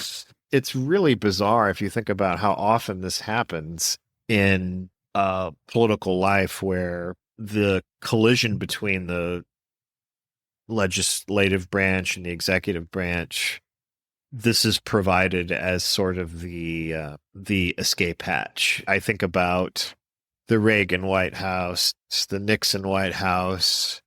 All great presidents. Shout out Jamie. Jamie famously loves Richard Nixon. I can throw you some from Team Blue as well. The Wilson White House, the Jackson White House. Crossed quite a few decades there. Certainly the Johnson, LBJ's White House. There's always this fear, and it happens a lot, where something will have some policy, or especially a foreign policy, will have stumbled. And now it's time to can your Secretary of State, or to throw out your Chief of Staff. It's not too different than throwing away your favorite. It's the fall guy. Right. It's a mechanism. To save face, to save the executive. Right. And that's basically what they're offering him here. So that's 1628. So take us the rest of the way now. Yeah. So Edward Coke, who you mentioned earlier. He's a Parliament veteran, a legal heavyweight, and George Villiers' #1 hater. He took the lead as the architect of the petition and its chief writer. We haven't mentioned him yet. We probably should have earlier, but he had his eyes on George Villiers way back in part 1 when the Francis Bacon downfall occurred, and his moment has come. Parliament knew even going the petition of right route was a gamble. Baby Charles was desperate for money, and his patience was wearing thin. And nothing would set him off faster than a document quietly implying that maybe, just maybe, he wasn't as all-powerful as he thought he was. It would be risky still and could set off the king, but there would be no other way. George did not seem too worried about it. He just needed the money. So he hoped they could get this petition, have the king agree, and then they could all go their separate ways and perhaps never see another parliament again. He must have felt relieved, surprised even, that he had not even been a topic of discussion thus far in Parliament. No talk of impeachment, not even the mention of his name. Of course, that would all change soon enough. Luckily for Parliament, the May 13th deadline had passed. Still no dissolution, no end of Parliament. By the end of May, the petition had been approved by both houses, the House of Lords and the House of Commons. Now it would go to the king. George Villiers, in an epic misreading of the situation, wrote, quote, "There is now likely to be happy agreement between the king and his people." End quote. This is where I'm like, oh, sweet summer child, no. How can you be this bad at politics still? If he had made it right before the Civil War, he probably would have said the same thing. In fact, George was so confident that the money promised by Parliament would be coming that he sent word to La Rochelle that soon an even bigger English army would be coming. The king would agree to the petition, and all would be well. Despite everything that happened, all the pain and money and the loss of lives he had put England through, he thought he had survived this Parliament. God grant it, it was almost over. When baby Charles came to Westminster to give his assent to the petition of right, he already seemed to be in a mood. He told them, quote, "I have not taken so many days in answering the petition as ye have spent weeks in framing it," end quote. He's a little tiffy already. What was meant to happen was that the petition would be read aloud, and then the king, in granting the petition, would say, "Let right be done as it is desired." He'd say it in French, as was the custom. So once the petition was read, everyone waited with bated breath for the king's words. Instead, he monologued.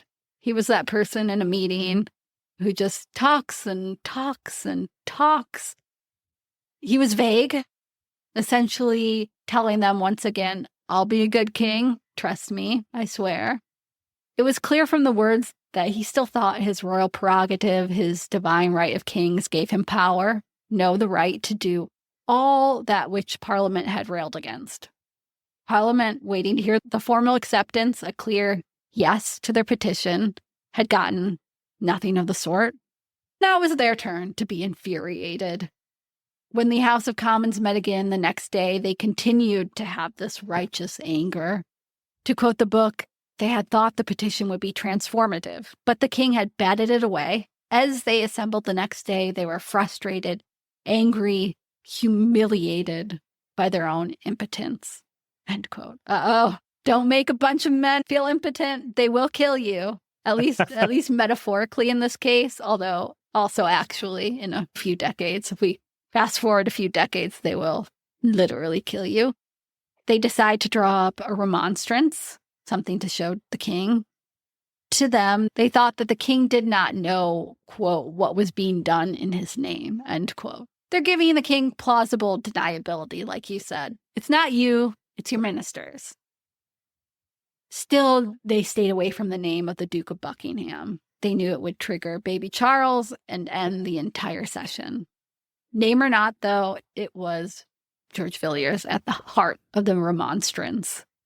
Baby Charles got wind of the remonstrance and was none too pleased. This was exactly why he had dreaded calling Parliament in the first place, why he had fought even his favorite, George, who had wanted him to call it. Same script, same grievances, same everything. For baby Charles, it was Groundhog Day. Whether they named him or not, it was clear they were coming after George Villiers once again. For baby Charles, why couldn't they just fork over the money and stop dragging their feet? It was not like he was ever going to abandon his friend, the Duke of Buckingham. Not now. Not ever. Baby Charles sent word to Parliament the session would end in 1 week. They were not to begin any new matter. End of story. Soon after came another message, which was even more clear: cutting. Parliament was, quote, forbidden to lay scandal or aspersion on the state or the ministers thereof, end quote. Pretty clear. Pretty clear. He's not going to compromise. He's not. But the king could not command what Parliament could or could not discuss. To do so was royal overreach. Freedom of speech, as we've talked about, was their right. It wasn't his to grant or take away. Anxiety crept in. The walls were closing in on those in the chamber. The king had imprisoned those opponents in Parliament before. We talked about it. Many of those men, Eliot, he's in that very same room. And they had been in the Tower. They knew the fear that the bile in your throat, thinking each day could be your last. It would be dangerous to proceed. It might even be treason. The moment had arrived. That crisis that they had all been so hopeful to avoid. It was no longer coming. It was here. It would be George Villiers' old friend, John Eliot, who would rise, ready to take on the task. Before he could speak, the Speaker, Sir Finch, halted him. The Speaker, he was essentially the mediator between the House of Commons and the King, with the King and his Parliament at odds. It was a thankless and increasingly difficult job. With tears in his eyes, the Speaker, Sir Finch, reminded Eliot he was bound to interrupt any man who defied the King's order. No mention of the Duke of Buckingham, no accusations, no names. Eliot, unsure what to do, sat back down. One of the other parliamentarians spoke. Unless we may speak of these things in Parliament, let us arise and be gone, or sit in silence. We are miserable. We know not what to do. Silence blanketed the room like a shroud. Indeed, no one knew what to do. They must all decide together. They would rise and fall as one. Finally, Sir Nathaniel Rich spoke. He said, "We must speak now or else forever after hold our peace. Shall we now sit still and do nothing and so be scattered?" End quote. And perhaps the most moving part of the set piece, every last man in Parliament now openly wept. They knew intimately what the next move would bring. They knew, and yet they were determined to do it. One man attempted to speak but was crying too hard.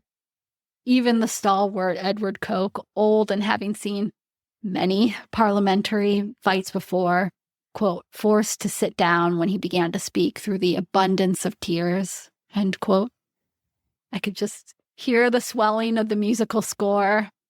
This is when men were men and they'd stand up to tyranny while crying about it. I want to bring back that energy, man. Bring back that energy.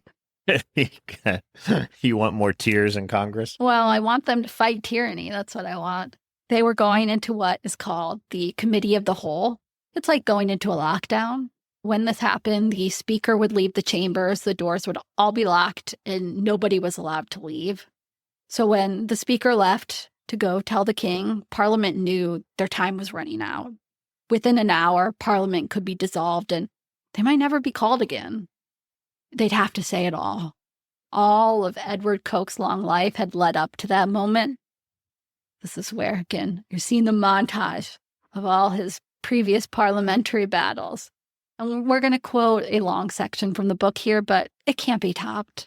I feel like I had to share it in full. Quote, "He had worked all his life, patiently, pedantically, fearlessly, to make the law strong enough to survive any tyrannical attempt to undermine it. He was ready. God has laid this upon us," he said, "because we have hoodwinked ourselves and have not spoken plainly." He was old. He had been imprisoned for defying a king before, and was not afraid of the prospect. If he must die in the Tower, then so be it. And therefore, not knowing if I shall ever speak in this house again, I shall now speak freely. One man was to blame. Let us all set down the causes of all our disasters, and they will all reflect upon him. That man was the grievance of grievances. We must make the king understand so much, or we shall never sit here or go hence with honor. Coke would prevaricate no more. The name must be uttered. The Duke of Buckingham is the cause of all our miseries. End quote. Surprisingly, Parliament was not dissolved, despite the bravery of the House of Commons.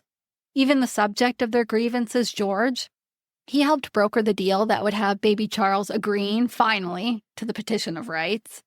Not out of choice, of course. He was backed into a corner and still desperate for money.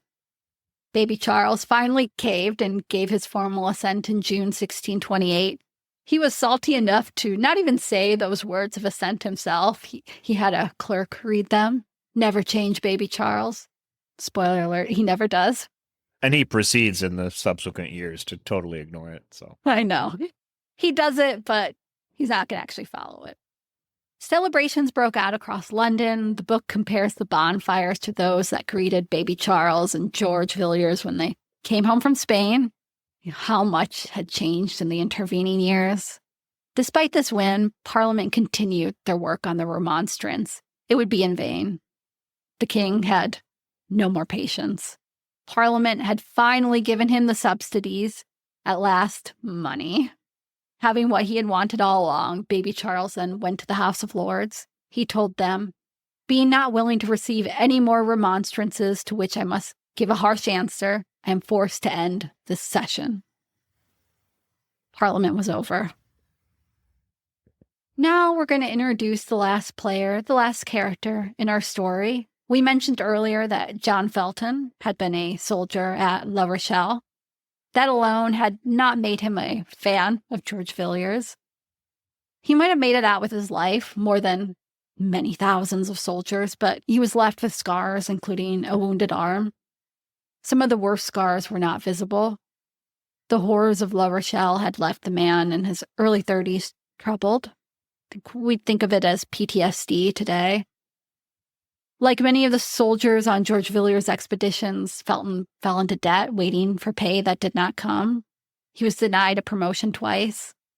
John Felton then was the perfect person to become radicalized by the mood of Parliament, thanks to the pamphlet culture. There in print spelled out who was to blame.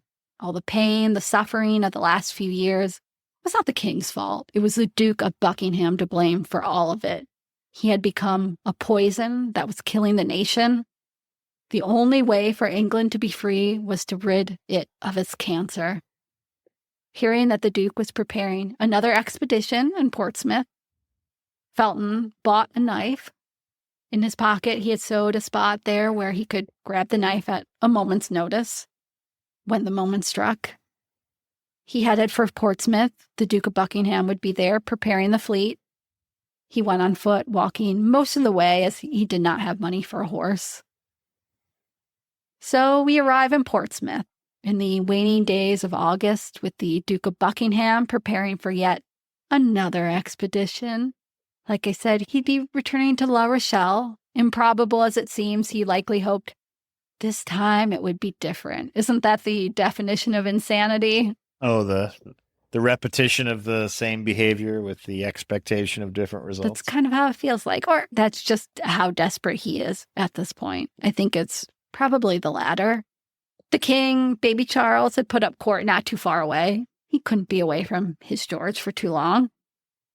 Portsmouth, full of unpaid sailors, starving and angry, was not welcoming to the Duke.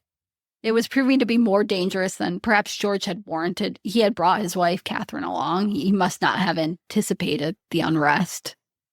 Tensions boiled over soon after he arrived. On August 17th, 200 sailors, desperate for their pay, had surrounded George's carriage when he was on the way to visit baby Charles. One sailor had even attempted to drag the Duke out. When that sailor was tried for mutiny with a sentence of death, all hell broke loose. His fellow men tried to break him out, resulting in the death of 2 men. More were wounded. A few days later, on August 23rd, George had woken up that morning at the Greyhound Inn in a well-disposed humor. Just a few days earlier, he had been sick and visited by the king himself, baby Charles, at the inn. The two had embraced as the king left, quote, in a very unusual and passionate manner, according to the reports. The 2 men, so bound to each other, would never see each other again. George, that morning of the 23rd, had left Catherine in bed as he was shaved and then went to attend to business. There was still much to do. He was to go to La Rochelle. It would be different this time, he was certain. The inn was full of people, soldiers, officers, those there to speak to the Duke and prepare for the expedition. It was functioning effectively as the Duke's HQ. Among the throng of men was John Felton, who had arrived from London. George received some unfortunately fake news from one of the men that La Rochelle had been relieved. At this great news, he danced, quote, cutting a caper to. He's living it up. He's feeling good, even with everything that had happened in the days before outside the walls of the inn. George was in a good mood. Things were looking up. After a quick breakfast, he prepared to ride to see baby Charles, to tell him about La Rochelle. His gentlemen were already waiting for him. They were mounted on their horses. On his way out of the parlor into the hall of the inn, a colonel by the name of Sir Thomas Friar delayed the Duke, asking him a question. It was just a brief exchange, and the men bowed to each other as George prepared to leave once more. The king would be waiting. It was over the shoulder of Sir Thomas Friar that John Felton withdrew his knife and stabbed George Villiers, lover to 1 king, favorite to 2, right in the heart. Ugh. Felton fled the room before the soldiers and men around George even knew what had happened. The place had been crowded, chaotic. They only saw the Duke sway. George shouted, "Villain," or "Traitor, thou hast killed me." Those would be his last words. The knife still lodged in his chest. George grabbed at it, yanking it out. He only made it a few steps, reaching for his sword, before he fell. The room, however, had been so crowded that he fell onto men, not the floor himself. At first, the crowd, again, might have thought that George had just stumbled or fainted. Nobody quite understood what had happened. But then the blood started pouring from his chest and mouth, and the violence was unmistakable. The most hated man in England was dead within minutes. He was only 35 years old. Which is astounding. He had lived multiple lives in those years. Chaos erupted as the onlookers realized what had happened. The Duke had been alive 1 minute, dead the next, snuffed out in a moment. George's wife, Catherine, and her sister-in-law, who was married to George's brother, Kit, heard the shouts, the frenzy outside their door, and stepped out to investigate. Catherine looked down, saw her husband's body laid out on the table, and screamed in agony. A man who had been there said, quote, "Such were their screechings, tears, and distractions that I have never in my life heard before and hope never to hear the like again." John Felton himself, he hadn't gone far. He had just gone to the inn's kitchen to hide out. There's a disagreement on whether he finally just wanted to come out, get the acclaim from the people that he had murdered the most hated man in the land. He had done his country a service, at least in his eyes. Others say that the people in the inn, they're crying a Frenchman, thinking that the French had sent an assassin, and Felton thought they were calling his name. So the murderer of George Villiers revealed himself, saying, "No villain did it, but an honorable man. I am the man. Here I am." He was frankly lucky to escape the inn with his life, but they needed him alive to see if he was part of a larger plot, something like the gunpowder plot. They feared that it would set off more assassinations, perhaps even get to the king. John Felton would be executed for the assassination later on. His body hung by chains outside of Portsmouth. I know. Grim. King Charles had been at morning prayers when the news of the assassination had been delivered. He stoically finished before flinging himself on his bed. He would not emerge for 2 days. He likely had expected to grow old with the Duke. Now he'd have to handle the burdens of the crown, handle Parliament all himself. King Charles, baby Charles, would have his friend buried in the Lady Chapel of Westminster Abbey, a burial fit for royalty. You can still visit him today. The people, however, did not mourn the favorite. One song quoted in the book declared, quote, "The Duke is dead and we are rid of strife. A rotten member that can have no cure must be cut off to save the body sure." End quote. Of course, we know that killing George Villiers, the Duke of Buckingham, would not end strife. In the decades after George Villiers' death, King Charles, our beloved baby Charles, and Parliament would clash repeatedly until civil war broke out. The king on one side, Parliament on the other. King Charles would become the first and only English king to lie his head on the block and be executed. The country would become a commonwealth with no king until the monarchy was restored by Charles's son, who would be King Charles II. We've arrived at that moment when we end a series where we do our judgment.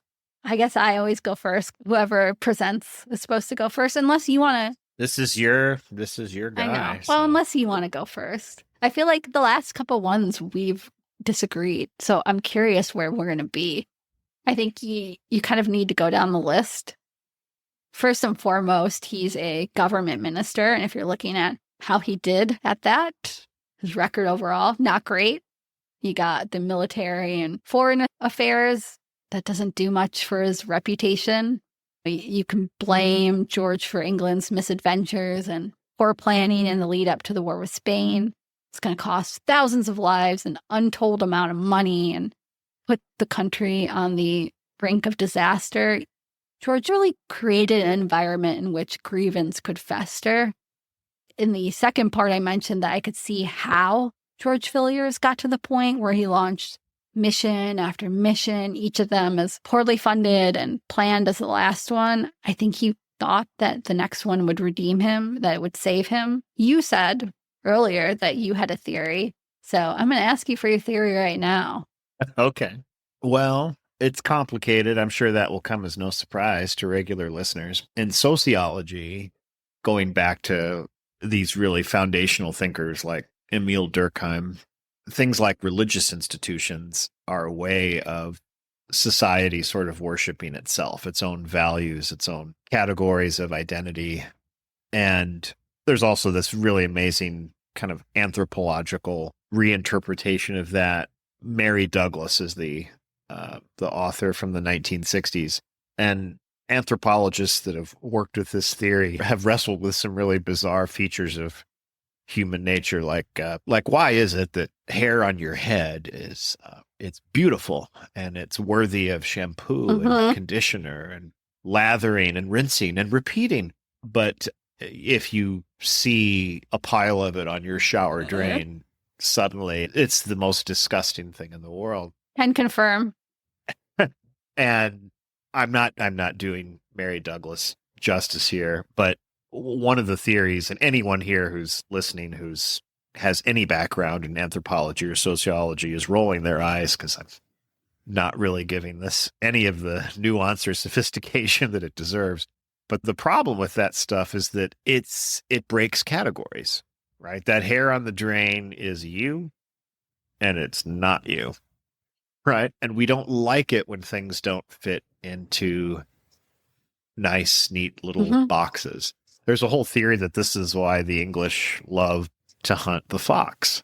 It looks like a dog, but it's not domesticable, but it does steal from human agricultural food sources. And yet it's not a wolf either because it doesn't participate in pack culture. So what exactly is the fox? We don't like it. We have to wipe it out. We must kill it. Right. There's a whole sociological architecture for like, what do we hold sacred and what do we hold profane? And again, the traditional models would say that if you're a culture that comes out of like an environment where you can sustain yourself entirely through hunting, gathering, sedentary agriculture, you might develop more of a mother goddess society than one that might be more paternalistic, because it depends on maybe a little more hunting, a little less gathering. I'm with you. Whatever. And you're probably wondering, how do we get George into this? Bring us home, Matt. Here's how we get George into this. He doesn't fit. He just does not fit. He's the Duke of Buckingham, but he's not actually an aristocrat. He's a commoner who was raised up. He's responsible for this massive diplomatic mission to secure the prince's marriage, but he has no background in diplomacy, foreign policy, or anything. I mean, his claim to fame is he's the lover to the king. Right. Although, to be fair, King James, he didn't intend to send him there. Again, he had been tricked. So if we want to give it to King James, I think it's more baby Charles who gives him more than he can chew, because, where he becomes that great minister. Not that he's not involved in things, but there's a difference between how King James and baby Charles treat him. To be legitimate, he would have had to have been born into aristocracy. He wasn't. To be a legitimate military commander, he would have to have had some kind of formal training or experience as a soldier. He has none. And by the way, in spite of that, undertakes the most complicated enterprise in modern and ancient warfare, which is an amphibious campaign, right? We're going to... With no money, although the money part, not as much of his problem. The planning, yes. The planning, again, he'd always go late in the year. There's all these things that repeat that he never learns from. So that stuff. Now, he's also supposed to be, there are those exchanges between him and James where he uses vocabulary for a spouse and vocabulary for a child interchangeably. Right? So what is it? And then, in spite of all of these, and this will take us full circle back to your actual question, in spite of all these military campaigns on behalf of Protestantism, he first kind of emerges in the public eye when he's trying to find Catholic girl, a good Catholic girl. He just doesn't fit into any of these categorical labels. And I think what's happening in the 17th century is that Britain is beginning to realize that a lot of its old categories aren't going to work anymore. Expectations for the monarch's role and the power of the law and the relationship between church and state, all of that is kind of going to go through this pretty violent rearrangement. I mean, this whole way we keep talking about, well, I don't do it, but you keep talking about baby Charles. Yeah. I would invite people to do if you can do it right now. Okay. Do a Google search for London Museum. Just put London Space Museum and Charles, and then execution, and probably an image search once you're there. Is it of him, his beheading? The thing I find most interesting. Is it a woodcut or no? I can't tell what it is. Yeah, it's an engraving. Actually, the most famous one I think is Dutch. For those of you who have it up on screen right now, you'll see a black and white, kind of looks like a thumbnail. Well, because it is a thumbnail.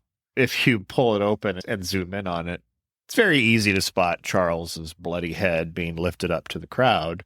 But then if you look to the top of the image, you're forced to embrace one of two conclusions.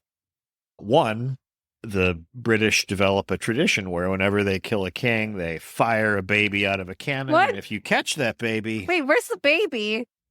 The baby's at the very top. You can see him there in the clouds. He's being shot towards heaven. I thought that was Charles's soul. Well, that's the other. Other interpretation would be you don't shoot a baby out of a cannon. Is there an actual as cool baby? As that would be? Do they really shoot a baby into the air? Okay. No.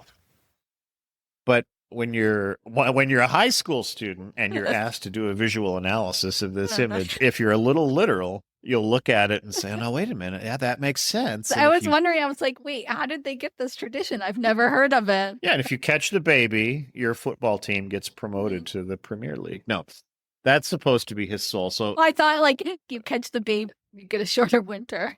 yeah. Here's the one people should pull up. It's Google will correct your spelling for you. Put in apotheosis of Charles the First, and then hit the image tab. And this is a little bit more elegant. You'll see the first 6 images that fire back will be him being welcomed into heaven, right? There's baby Charles. And that's where Britain is in the 1600s. Is you're trying to get to a point, and what's interesting is they're kind of getting there through what scared Luther in the 1500s, which is, well, if I'm saved by faith and my interior life, my conscience is known only to me and to God, then I should probably be able to read the Bible, and I probably should not rely upon pilgrimages or sacraments or saints or intercession, and I should just strive towards this more intimate, more direct relationship with God. And you can imagine that. We'll call that Monday.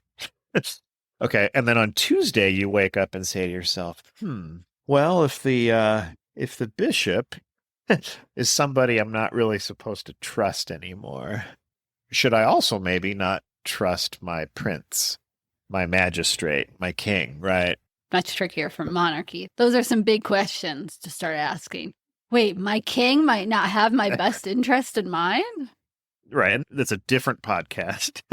Luther in the 16th century he said, no, that is, do not ask that question. That's not where I want you to go. This is about spiritual reform, not secular reform. He's very clear. Don't apply that to political systems. Yeah. But more radical Protestant movements will get us into that space. And that's where you start to see an argument where this is one of the points of origin for it, that maybe social contract theory is going to start to emerge as well. So the monarch, this is where John Locke will go with it. Maybe the king was not put on the throne by God.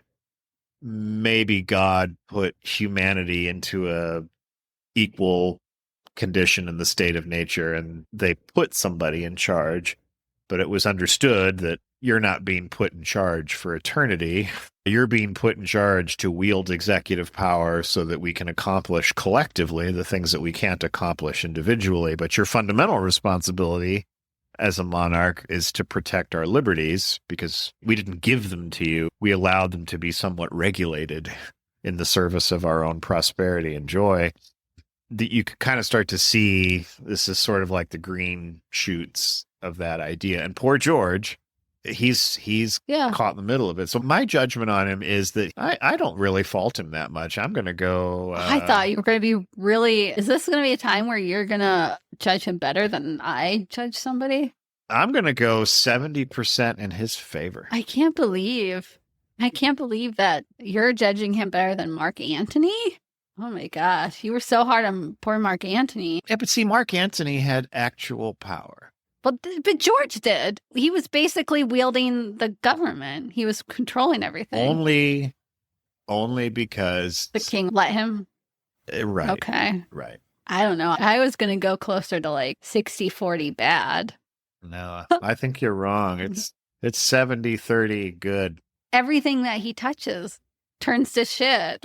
Don't get me wrong. His soldiers and sailors have every right to off him at the end. I just can't think of anything that he succeeds at. Like he's a good courtier. He's courteous. He's a great collector of art. He does all those things well. But in terms of the world of war, diplomacy, all that, yes, he is up against some of the greats of the time, like Richelieu, or even in Spain, Olivares. He's loyal. He works very hard to try and overcome his own lack of experience. He just fails miserably at it. I mean, look at the guy at the very end. He's desperate to try to convince the people of Britain to love him, that he is out there He just doesn't know. The only mechanism that he knows that he can harness to try and do that is to score some Military.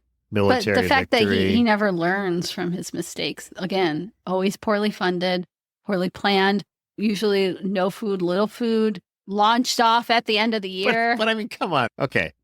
Not learning from your mistakes.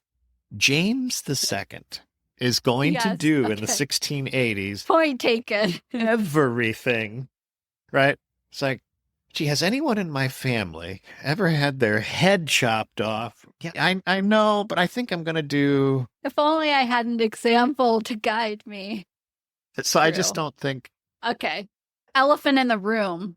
The English Civil War. Can we lay at least part of the English Civil War at George's feet? Because I know it's a hard question, but I feel like a little bit he creates some of the grievances. And besides James, It hadn't been George, though. It would have been True. somebody else. true, but besides James, George is really the person who helped mold Charles. But yeah, I guess he didn't instill in Charles, baby Charles, that sense of divinity. I don't know. I struggle with him just because, again, the repetition. He's not really good at anything. He's good at collecting art. He cheated on his wife, but what man didn't at that time, except for baby Charles? We didn't have time too much to talk about his family at the end of his life before he goes to Portsmouth. He's spending time with his kids. He loved his kids. He was really into education, even for his daughters. I guess I will put that out there. So your math on him is 60-40 against? Maybe. I Wow. can't believe. I thought you were going to be really harsh. You're normally the harsh one. All of these we've disagreed with. Oh, except for, well, Mary Todd, I got around to your point. But here, I feel like all the other ones, we've been pretty different. Well, is there anything else that you want to say about George? We're running long, it's towards the end. I did want to say we haven't had a chance to talk about, there is a recent show from last year called Mary and George on Stars, which I referenced in part 1. It's about the relationship between George and his mom. I haven't watched the whole thing since we don't have Stars. I've been able to access bits and pieces. I also didn't want to watch it right away because I didn't want it to bleed into, even subconsciously into what I was working on. I do want to watch it now, having gone through this research. It is certainly an over the top, leaning into the excesses of the time. But I think it does capture the time period in George pretty well from what I've seen. Is it trying to be historically accurate, or is it like isn't there a Catherine series on? Oh, Catherine the Great. No, it's the Great. It's not to that extent. I don't think it's 100% accurate.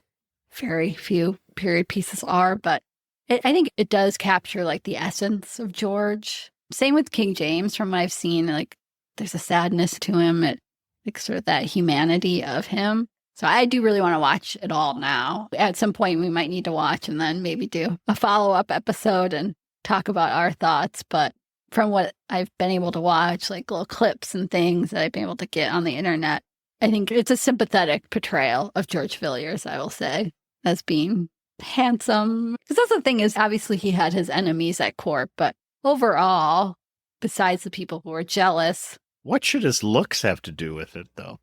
Is he getting points with you because he's No, I'm just attractive? saying that at court, he was a good decoration. It's not like he got put in front of James because of his towering intellect.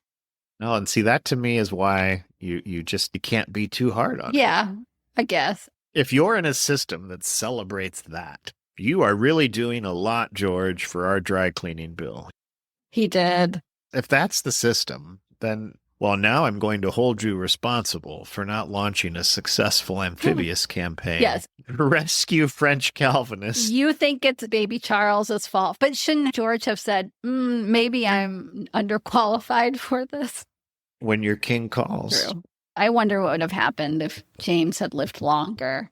He really doesn't get into all these military stuff until it's really bridging the James and Charles reigns. It's more Charles. You do wonder if James had lived long enough, after Cadiz and some of the earlier ones, if he would have been like, okay, we're taking you off foreign policy. We're going to put you on something a little bit better. That is a really curious question. Yeah, maybe that would have completely turned things around. Then again, James was in love with him, so maybe he would have been okay with him to keep trying. I would let you launch as many campaigns as you want. That's how much I love you. Well, I don't have any plans for military campaigns. Well, I'm just saying, if you want to launch a couple and kill a bunch of people and burn through some money, you do you. Yeah, other than mowing the lawn, I don't really have any. A war is not productive. Should be avoided when possible. Well, I guess, unless you have anything more to say about George. Well, you probably have some programming stuff to share with listeners, don't you? Yeah, well, by the time... Oh, I can't believe I just put it that way. Programming stuff. 1974, and I'm at the broadcast tower. Everybody adjust your rabbit ears. By the time this comes out, I think the Yoko Ono will already be out. So Yoko Ono served in the Stuart monarchy. She I did. was not aware. It's a little known fact. I think that will already be, at least part 1 will be out. We're going to do part 2. Otherwise, if you guys enjoy this, rate, like, subscribe. As always, more content over on the Patreon link. All of that's in our show notes. Tell us who you think scored correctly. No, only if it's me. All right. Well, thank you, Matt, for coming along on this ride. And thank you all for listening. Bye, guys. Bye, everybody.